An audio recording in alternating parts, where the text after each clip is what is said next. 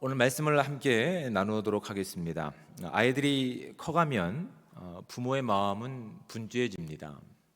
이제 뭐 다 자녀들을 이제 장가 보내고 이제 집 보낸 분들은 상관없는 부분이지만, 저와 같이 이제 아이들이 성장을 지켜보고 있는 부모 입장에서는 아이들이 커감에 따라서 부모의 마음은 분주해집니다. 분주해지는 마음은 그 아이들이 이 세상에 나가서 하나님께 받은 사랑을 가지고 사랑을 살아갈 것에 대한 기대함이 있기 때문에 분주해지기도 하지만, 또한 우리가 어른으로서, 부모로서 이 시대와 이 문화를 살아가면서 참 만만치 않은 인생임을 우리의 경험을 통해서 우리가 경험했기 때문에 그들이 이 어려운 순간들을 잘 이겨낼 수 있을까, 잘 버텨낼 수 있을까 라고 하는 또한 긴장감과 또한 복잡한 마음이 우리 가운데 있기 때문에 아이들이 커가는 것을 지켜보는 부모의 마음은 분주해질 수밖에 없습니다. 분주해질 수밖에 없기 때문에 자녀들이 이렇게 학교를 다니고 또한 친구를 만날 때 있을수록 우리는 이렇게 조심을 시킵니다. 말하는 방식부터 조심을 시킵니다. 마음의 감정이 입술에 담아서 거친 말로 나가지 않을 수 있도록 마음을 다스리고 입술을 다스릴 수 있도록 그렇게 격려하고 위로하고 또한 훈계하고 또 교육을 합니다. 또한 말뿐만 아니라 행동에도 신경을 씁니다. 우리 아이들이 하나님께 받은 그 사랑을 가지고 밖에 나가서도 하나님께 받은 사랑을 그대로 실천할 수 있는 기대함이 있기 때문에, 비록 분주하고 또한 복잡한 마음이 있다 하더라도 자녀들의 언행을 그렇게 돌볼 뿐만 아니라 그것뿐만 아니라 또 학업에서도 또한 성실함을 증명하기 위해서 아이들이 잘 공부를 따라갈 수 있도록 학원을 보내는 이런 모습들이 이 부모가 가지고 있는 이제 그런 내용들이죠. 적어도 우리는 그 인생을 통해서 이 세상이 얼마만큼 만만하지 않다는 것을 알고 있기 때문에 그렇습니다. 내 품 안에 있을 때에는 상관없습니다. 내가 다 보호해주고 내가 부족한 부분을 채워주면 상관이 없었지만, 이제 그 아이들이 밖에 나가서 이제 장성한 성인으로서, 또한 이 시대에 필요한 사람들로서, 또한 하나님의 사랑을 또한 그들을 통해서 발견할 수 있는 통로들이 되기 위해서 우리는 그들을 양육하고 훈련하고 격려하면서 세상으로 보내야 될 책임이 또한 부모에게 있는 것이죠. 그래서 우리 마음이 분주한 것이 사실입니다. 그런데 우리 마음이 그 분주함 가운데서 단순히 분주함이 무엇으로 채워져 있는지에 대해서는 진지하게 좀 고민해 보시기 바랍니다. 우리의 그 마음은 무엇으로 채워져 있는가? 여러분, 제가 왜 이런 예를 드리냐면, 오늘 본문 가운데 등장하고 있는 이 이야기도 마치 이제 세상에 나가서 하나님의 자녀로서 또한 제자들로서 하나님의 그 거룩하심을, 천국의 능력을, 생명의 삶을 살아가야 될 제자들에게 지금 부모인 영적인 아버지이며 또한 생명의 주인 되신 예수님께서는 이런 기대감이 있는 겁니다. 이런 기대감이 있는 거예요. 오랜 시간 함께하지 않으셨지만, 공생의 3년 반이지만 더군다나 누가복음에서 지금 9장에서 기록하고 있는 시간은 뭐 1년 정도가 채 지나지 않은 시점에서 많은 이적과 기적을 통해서 그들이 자신을 따라오는 그 발걸음 가운데, 순종의 걸음 가운데서 당신이 누구신지를 분명히 보여주셨습니다. 하나님이시고 구원자이시다는 사실을 드러내 주셨습니다. 그런데 제자들은 그 완전한 내용들을 이해하지 못했을 뿐만 아니라 그것을 기대하지 않고 있었습니다. 그들이 바랬던 것은 그냥 쉼이었습니다. 편안함이었습니다. 왕궁에서 인정을 받는 화려함이 전부였습니다. 그런데 세상은 그들을 그곳 가운데 유지할 수 있도록, 그것 가운데 머물 수 있도록 내버려 두지 않는다는 사실을 직접 예수님께서 그 길을 걷고 계실 뿐만 아니라 앞으로 그 길을 따라가야 되는 제자들도 그 길을 가야 되는 것을 예수님께서는 분명히 아셨기 때문에 그 마음 가운데 그 자녀와 같은 제자들을 아끼고 사랑하는 마음 가운데서 그들과 함께 이제 한 장소로 갑니다. 오늘 본문 가운데 드러나고 있는 그 장소는 변화산이라고 하는 장소입니다. 여러분, 아무리 자녀가 사랑스럽고 귀하다고 하더라도 이제 그 자녀들이 적어도 주어진 인생을 하나님의 자녀와 백성으로 살아가기 위해서는 아버지 되신 예수님께서는 그들이 하나님의 수준으로 그들이 높아지기를 기대하고 계시는 겁니다. 높아지기를 기대하고 계시는 겁니다. 언제까지 어린아이와 같이 울며 때만 쓰는 인생 가운데서 그렇게 방치되기를 주님께서는 기뻐하지 않으셨습니다. 그래서 이제 곧 온 인류를 위해서 십자가를 지신 예수님께서는 그 마음 가운데 그 기대감이 있으셨기 때문에 그 중에서 특별히 3명의 제자들만 데리고 변화산으로 데려가셨습니다. 화려한 왕궁이 아니었습니다. 사람들의 인기를 구가하는 어떠한 장소도 아니었습니다. 쉼을 온전히 누릴 수 있는 쾌적한 장소도 아니었습니다.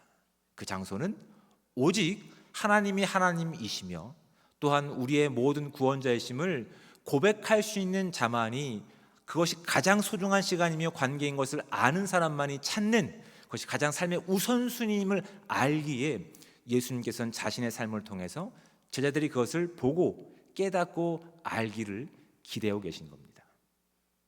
그래서 좀처럼 바뀌지 않는 삶의 어려운 문제 가운데서라도 그 순간에서도 하나님이 우리의 아버지 되실 뿐만 아니라 우리의 기도를 듣고 계시며 그 어려운 상황에서 생명을 가진 자들이 어떻게 그 모든 상황 가운데서 담대하게 강권하게 그 모든 것들을 이겨낼 수 있는지를 지금 예수님께서는 그들 가운데 기대하고 계시는 거예요. 그런데 지금까지의 모습을 통해서 그들은 아직 준비가 되지 않았습니다. 여러분, 예수님께서 짊어지실 십자가의 길이 만만한 길이 아닙니다. 고단한 길입니다. 참 고단한 길입니다. 참 많은 영광도 있으며 많은 기적도 볼 수 있는 길이지만 그 길은 호락하지 않습니다. 편안한 길이 아닙니다.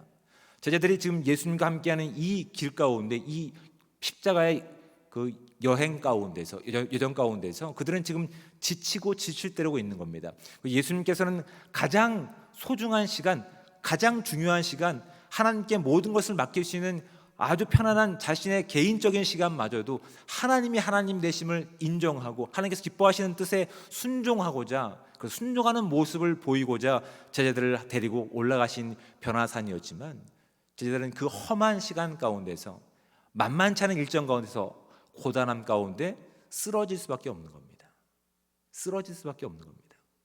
피곤하여서 지쳐서 그냥 그들의 인생을 책임지고 있는 것이 하나님이 아직은 아니었기 때문에, 하나님이 하실 것에 대한 기대감이 없기 때문에, 그 생명의 능력이 아니기 때문에, 천국의 능력이 아니기 때문에 이 세상에 가지고 있는 그 힘겨운 일정 가운데 지치고 지쳐서 예수님께서 하나님께 기도하는 시간 가운데, 아니 하나님의 주권을 인정하고 하나님이 하실 일에 대한 온전한 믿음과 기대를 가지고 순종하는 그 자리에서 제자들은 졸고 있는 모습으로 우리 가운데 보여주고 있다는 사실을 여러분, 성경이 지적하고 있는 아주 중요한 부분들입니다.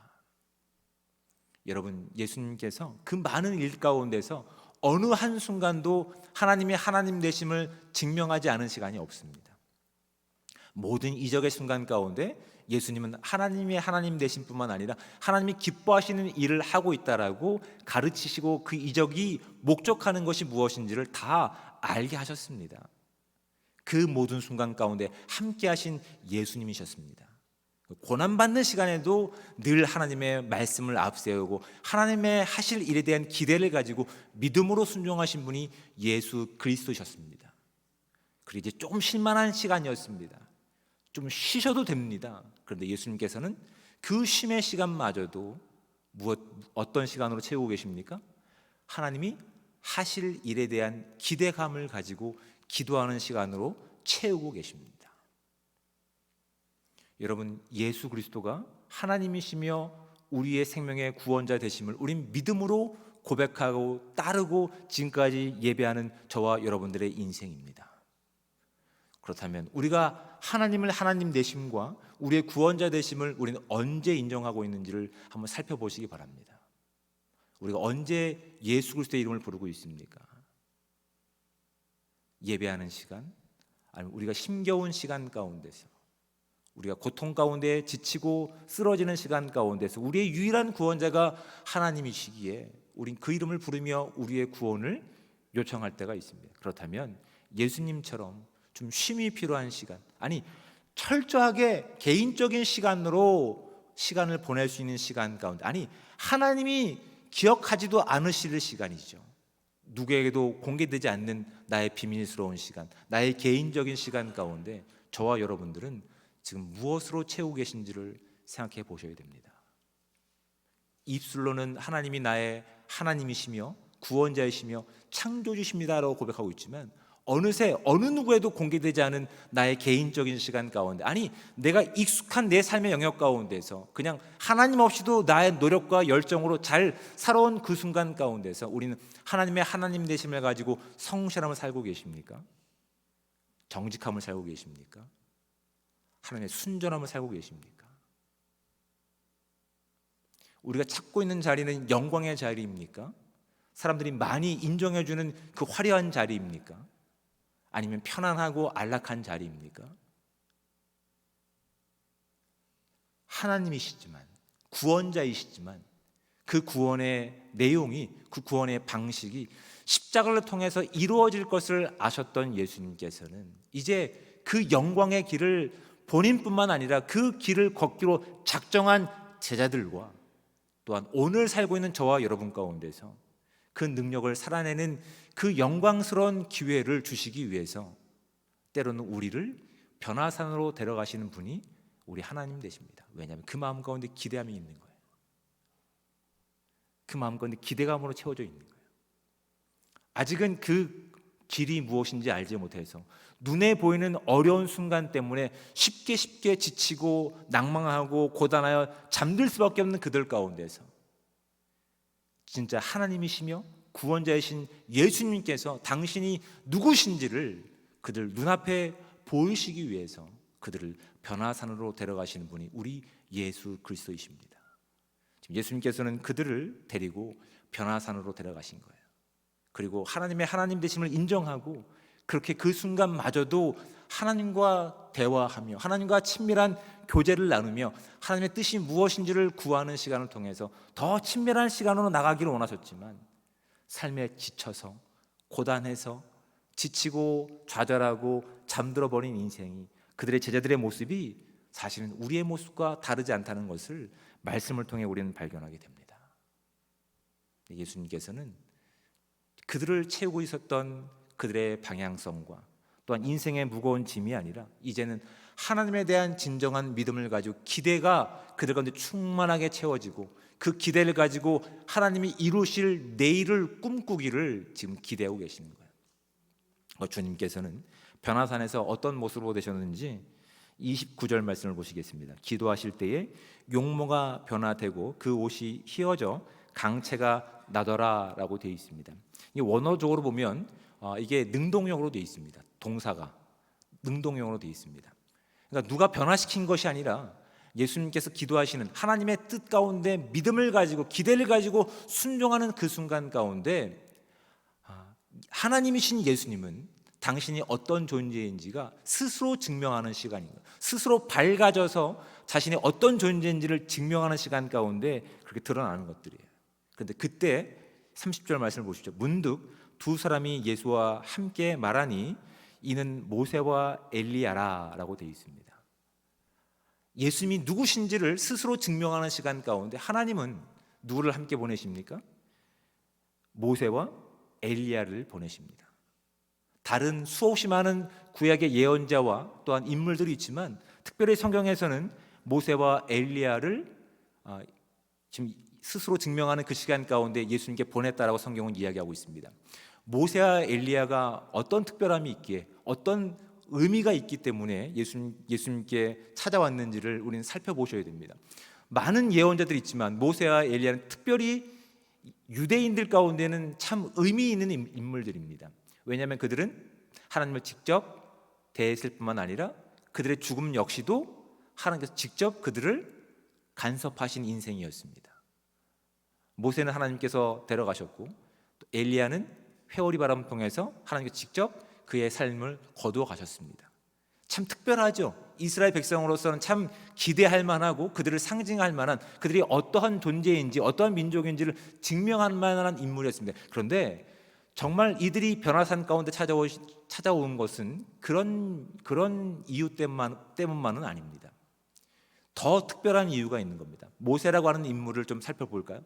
모세는 어떤 인물입니까? 모세는 하나님의 명령 가운데 이스라엘 백성을 어떻게 한 사람입니까? 애굽에서 구원해낸 인물입니다.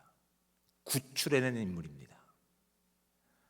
하나님께서는 모세를 통해서 이스라엘 백성들을 그냥 죄가 지배하는 이집트 땅에서 죽음 가운데 방치시키신 것이 아니라 하나님의 구원의 능력으로 유월절을 경험하게 하시고 그 생명을 가진 자가 믿음을 가지고 홍해 바다를 건넜을 때에 그들이 비로소 하나님의 백성이 된 것을 직접 이끈 인물이 모세였습니다. 이제 예수님께서 하실 일이, 십자가를 통해서 하실 일이 바로 이 구원과 직접적인 연관성이 있기 때문에 하나님께서는 예수 그리스도의 그 변화된 모습을 통해서 누구를 통해 증명하십니까?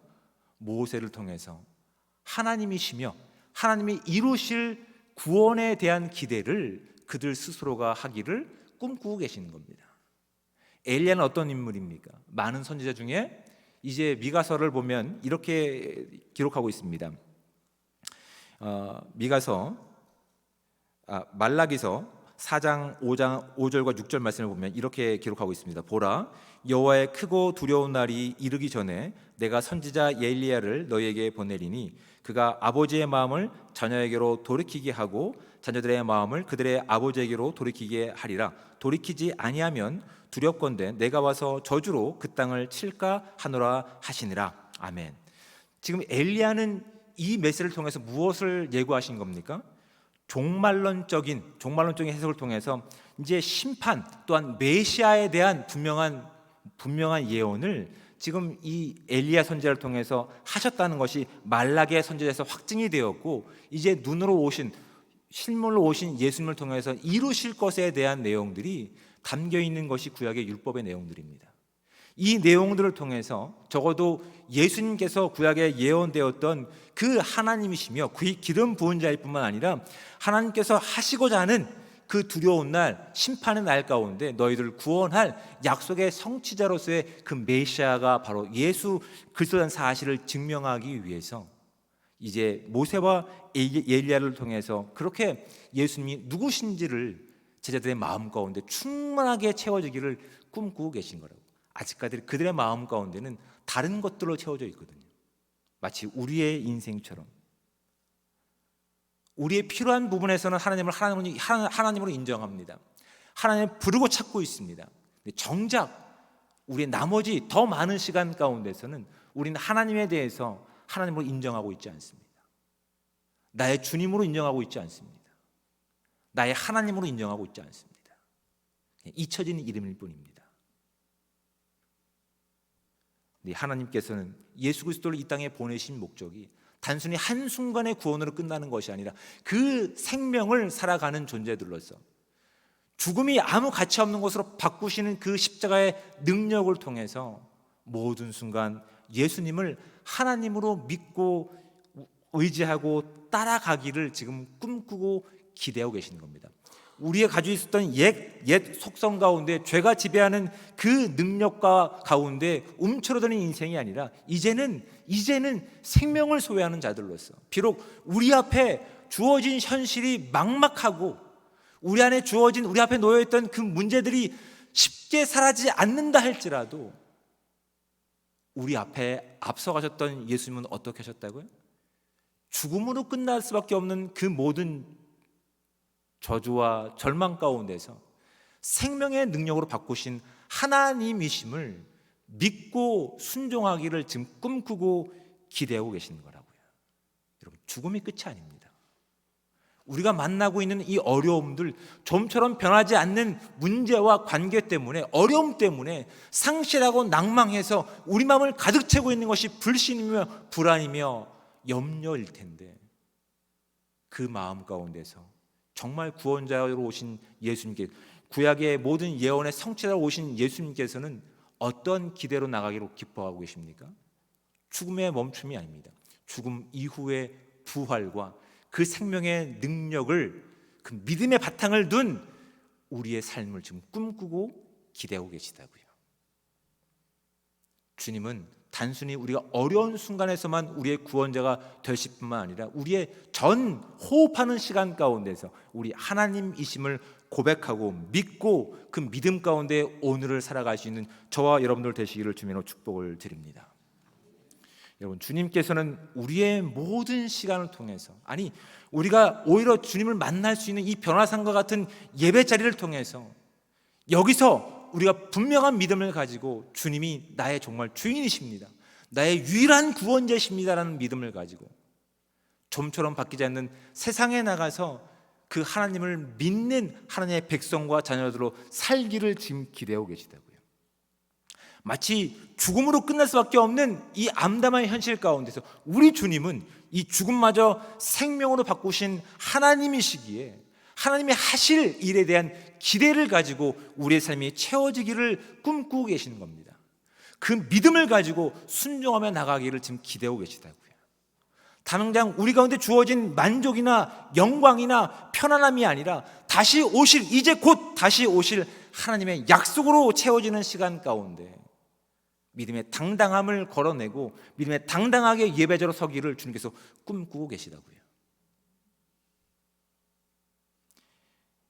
오늘 주어진 시간 가운데 그 자리에서 그냥 만족하고 머물러 있는 인생이 아니라 우리의 모든 순간, 우리의 호흡하는 모든 1분 1초 가운데 하나님이 우리의 유일한 아버지 되시기에 그분이 이루실 것을 기대하며 그분이 성취하실 것을 기대하며 그 생명을 가진 자로서 그 변화산에서 머무는 인생이 아니라 세상에 나가서 그 복음을 전하고 그 믿음을 살아갈 수 있는 복되고 귀한 공동체 되시기를 주님으로 축원을 드립니다. 여러분, 이 예배를 시간을 통해서 주님을 기대하는 믿음을 통해서 우리의 삶이 하나님께서 하실 일들에 대한 그 기대감을 가지고 믿음으로 순종하는 오늘 하루가 되기 원합니다. 오늘 예배 시간이 되기 원합니다. 내일이 되기 원합니다. 믿음으로 채워지는 그 영광 가운데 그 복음의 능력들이 저와 여러분들에게 주어진 놀라운 하나님의 능력을, 생명을 살아갈 수 있는 은혜의 시간 되시기를 주님의 축복을 드립니다. 기도하겠습니다. 사랑의 하나님, 은혜와 사랑에 감사합니다.